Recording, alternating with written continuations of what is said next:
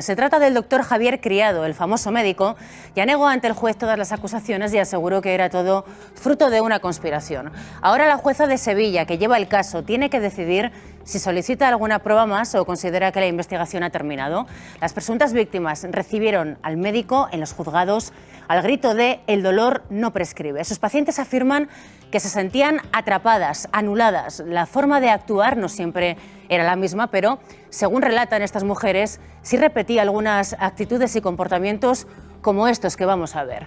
Todas coinciden en que en el momento en el que entraban en la consulta, el doctor Criado echaba el pestillo y bajaba la intensidad de la luz, algo que generaba en ellas gran ansiedad.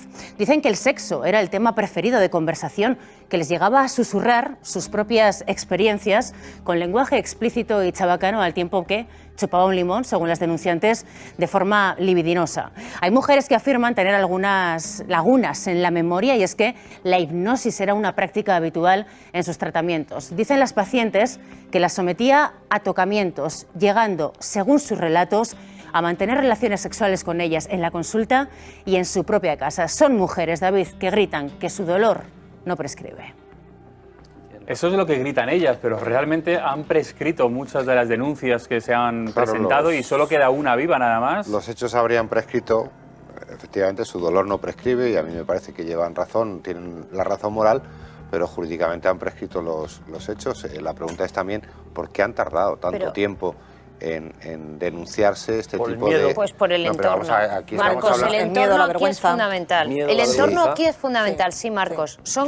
Muchas de ellas eran muy jóvenes, eran gente de todo tipo. Sevilla. Con depresiones, muchas de ellas, con alteraciones graves que no te permiten ver la situación con claridad, con un condicionante social, porque este señor estaba y creo que sigue estando en un sector social muy bien considerado. Y volvemos al tema de las denuncias. ¿Por qué muchas víctimas no se atreven a dar el paso de denunciar? Porque piensan que no las van a creer. Sí, yo con ellos no lo estoy excusando. No, pero has dicho que tardan mucho. Claro, es decir, perdona, que acabo enseguida. Han tardado demasiado. Cuando Matilde Solís da el paso y sale, hay un montón de mujeres, precisamente porque es una figura conocida, porque es una persona conocida y piensan que tal vez vaya a tener más credibilidad, que dan ese paso. Pues mira, ¿Y sabes cómo reacciona? Vamos a escucharla. Sí. Escuchamos a Matilde Solís y vemos cómo reaccionan. Pero es verdad que dio el primer paso, la que fuera nuera de la duquesa de Alba, y es la que abrió los ojos a las demás víctimas, a las demás pacientes, para decir, a mí también. Vamos a escucharla.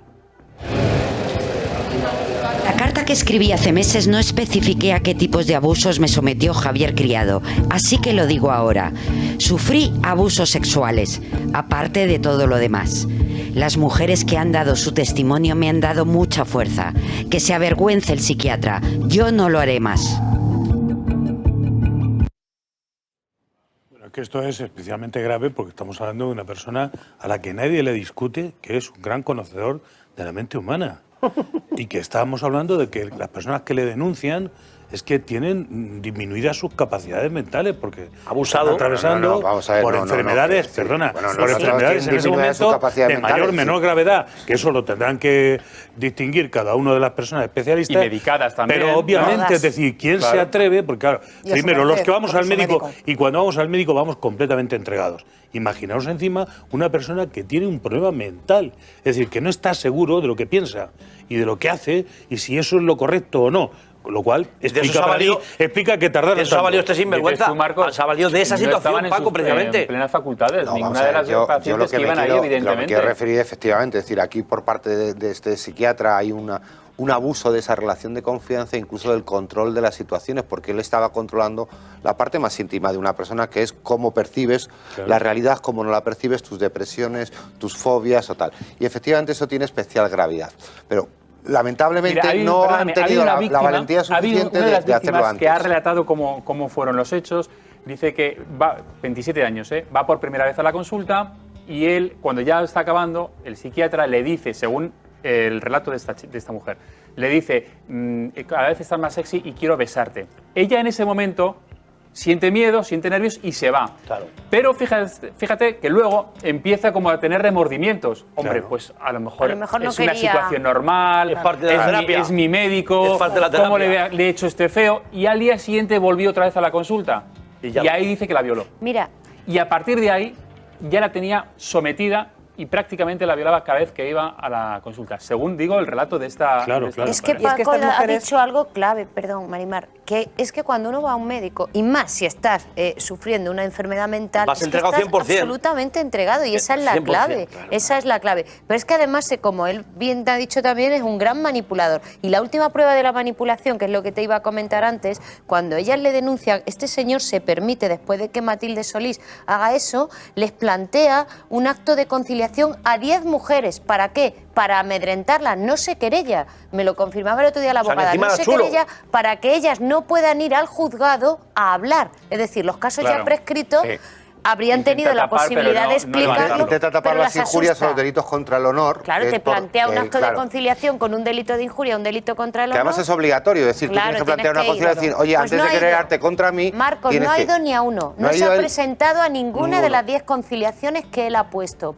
Y, insisto, no se ha querellado. Si tanto lo han injuriado, porque no se ha querellado. Para que ellas no tengan la posibilidad de defenderse. Taparlo y que se olvide. No, él está muy bien, como hemos dicho, es una persona de la alta sociedad de Sevilla, él está muy bien relacionado y él se está valiendo de todas estas artimañas que él sabe. Tiene la consulta está muy bien asesorado. abierta. La consulta abierta. Es lo que había que cerrarle la consulta y quitarle de la circulación. Ahora, cuando se la acuse, sí, vale. No, espérate que cuando se la acuse no, espérate que le condenen. Pues le van a condenar. Mucha gente pregunta, como decía Marcos, por qué estas mujeres han tardado tanto en denunciar. Y Cruce, cuando empezamos a hablar de este tema, dio en la clave. Y es el ambiente de estas mujeres.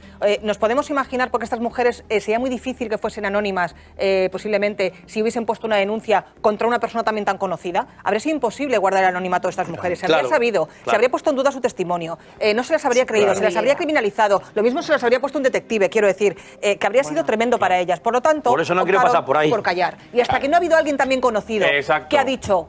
con a mí me ha credibilidad pasado esto, también. con credibilidad, y han visto que la gente no se ha echado encima de ella, sino todo lo contrario, que la gente ha dicho bravo por haberlo hecho público y por denunciarlo, es cuando estas señoras se han lanzado a la calle. Y a lo mejor jurídicamente y judicialmente no les sirve de nada, pero psicológicamente estas señoras, el estar diciendo a mí me ha pasado también, les está ayudando, pero muchísimo. Por eso las pancartas de el dolor no prescribe. Exacto. Nosotras seguimos sufriendo las consecuencias de todo lo que nos sucedió. Por supuesto, y es lo que tiene el sistema. Que la señora Matilde Solís, cuando da ese paso, sabe que lo que está haciendo, Hombre, claro. Está rompiendo un silencio de muchas décadas. Pero sobre todo, que no se malinterprete, la institución de la prescripción existe porque efectivamente tiene que haber alguna actividad, es decir, tú no puedes estar con tu espada de Damocles siempre, pero efectivamente el silencio con el que sufres esos abusos sexuales, que además se dan en ese tipo de situaciones, esos abusos sexuales, hablábamos antes de la niña, ahora estamos hablando de mujeres que acuden a un psiquiatra para que las ayude. El silencio, ese sufrimiento día a día, eso no prescribe jamás. Jamás. Y no va a haber manera de resarcirlo. Bueno.